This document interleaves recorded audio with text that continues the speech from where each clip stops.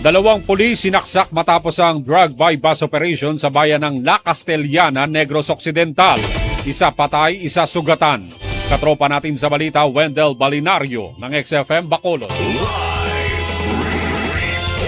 Report. Patay ang isang pulis habang sugatan naman ang isa pa matapos mauwi sa pananaksak ang isinagawang drug bypass operation sa sitio Talaptap, Barangay Talaptap, bayan ng La Castellana noong gabi ng Mayo 11. Kinilala ang nasawing pulis na si Police Master Sergeant Devi Karampantana, habang sugatan naman si Police Captain Jose Michael Muñez, ang Deputy Chief of Police ng La Castellana PNP. Samantala, kinilala ang mga sospek na sina Edward Acupan, 41 taong gulang, isang street-level individual, at ang kanyang ina na si Delia Acupan, 68 taong gulang.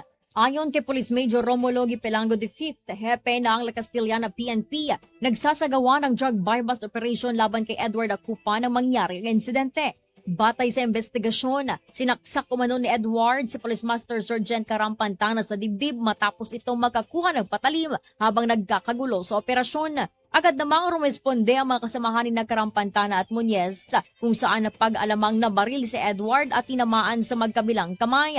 Gayunman, sinasabing sinaksak naman ni Delia Acupan, ina ni Edward, si Police Captain Muñez sa likod. Dinala sa Rural Health Unit ang mga sangkot sa insidente, ngunit idineklarang dead on arrival si Police Master Sergeant Karampantana dahil sa matinding saksak sa dibdib. Sa ngayon, nasa maayos ng kondisyon si Police Captain Muñez at patuloy na ginagamot sa isang ospital sa Bacolod City. Samantala, nasa hospital arrest naman si Edward Acupan sa bayan ng La Castellana. Kinumpirma rin ng hepe ng pulisya na haharap si Edward Acupan sa kasong paglabag sa RA 9165 o Comprehensive Dangerous Drugs Act of 2002 at kasong murder. Frustrated murder naman ang kasong isasampa laban sa kanyang ina na si Delia Acupan.